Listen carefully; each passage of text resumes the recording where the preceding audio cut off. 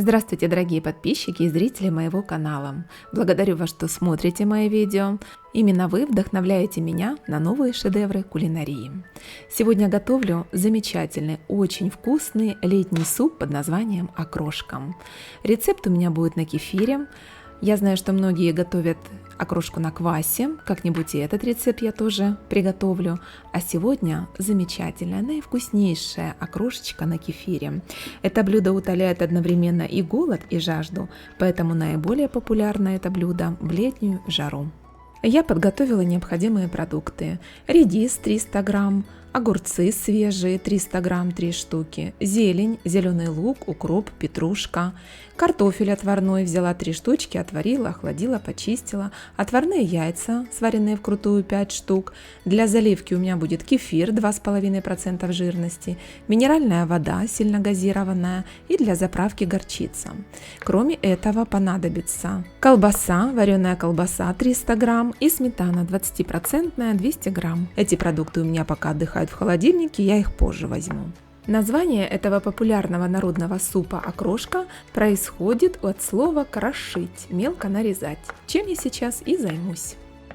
Первым я нарезаю отварной картофель мелким кубиком, пересыпаю в миску и подсаливаю его. Есть мнение, что любимую многими холодную и вкусную окрошку мы едим благодаря бурлакам на Волге. По некоторым историческим источникам именно они впервые придумали рецепт этого блюда. Питание тогдашних работников было не шибко разнообразным, утром каша, в обед сушеная вобла и квас. Но далеко не все могли от такой жизни похвастаться крепкими зубами, и поэтому приходилось размягчать рыбу в квасе. А потом для большей сытности решили добавлять и овощи, печеную картошку, редис, огурцы, и пошло-поехало. И вот так этот суп стал популярным. Далее нарезаю отварные яйца мелким кубиком, присоединяю их к картошке. Первые подобные рецепты были не такие многокомпонентные. Это могли быть пара корнеплодов вроде черной редьки, брюквы, головка лука. Все мелко крошили, заливали хлебным квасом, нередко вмешивая и ломоть хлеба. В украинских книгах такое блюдо называлось тюря, а рецепт в результате приготовления напоминает залитый квасом холодец. Огурцы я очищаю от кожицы и также мелко нарезаю. Огурцы я очищаю только потому, что мой муж не ест огурцы со шкуркой. И если вы едите огурцы со шкуркой, их можно и не очищать, а сразу нарезать. По другой версии, эту нехитрую еду придумали крестьяне, которые никогда не отличались богатством и даже в зной работали в поле. Такая пища хорошо освежала и занимала много места в желудке, притупляя чувство голода. Позже этот холодный суп перекочевал от простолюдинов на столы высших сословий. Дворянство облагородило крестьянскую похлебку, и в окрошке появились отварное мясо, яйца, сметана, а поистине аристократическим вариантом приготовления окрошки считалось сочетание в ней 3 видов мяса – птичьего, дичи и красного, а именно индейки, тетерева и поросенка. Чуть позже в блюдо попробовали добавить кусочки припущенной рыбы без костей. Так появилась рыбная окрошка. Я уже нарезала редис мелким кубиком, достала из холодильника вареную колбасу 300 грамм, ее также нарезаю мелким кубиком. Окрошка бывает мясная или рыбная. Если окрошка мясная, то овощную гущу смешивают с мясом, свининой, говядиной, индейкой. Во времена Советского Союза в окрошку стали добавлять не мясо, а вареную колбасу. Иногда также добавляют сосиски. Колбасу можно заменить также отварным куриным филе. Известный исследователь традиционной русской кухни Похлебкин писал, что колбаса в окрошке – это ингредиент вредный и ненужный. Продукт он предлагал заменять мясом или рыбой.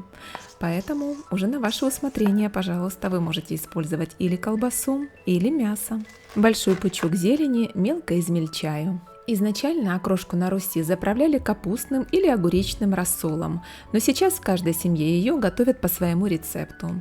Окрошку можно заливать минеральной водой, кефиром, водой с уксусом, пивом, квасом, айраном, мясным или свекольным бульоном, чайным грибом или томатным соком. Вот такое огромное разнообразие. Мне нравится окрошка на кефире.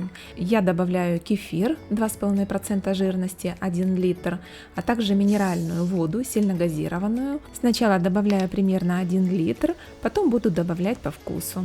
Некоторые хозяйки добавляют вместо кефира простоквашу или сыворотку. Тоже можно такой вариант сделать. Следующая обязательная добавка – это сметана. Я добавляю примерно 200 грамм, но можно добавить и больше, и 300 грамм. Окрошка будет вкуснее, сытнее и жирнее. Для того, чтобы вкус окрошки был вкусный и резкий, добавляю горчицу, 1 чайную ложку с большой горкой, потом попробую и добавлю по вкусу еще.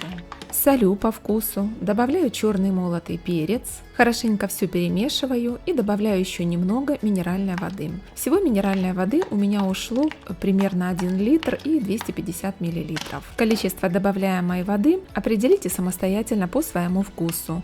Вы любите, может быть, более жидкую окрошку, а может быть, более густую и насыщенную. Потом пробую и определяю, что мне еще нужно добавить. Мне еще нужно добавить соли, и еще я добавляю 1 чайную ложку с большой горкой горчицы. Мне очень нравится, когда окрошка имеет резкий вкус.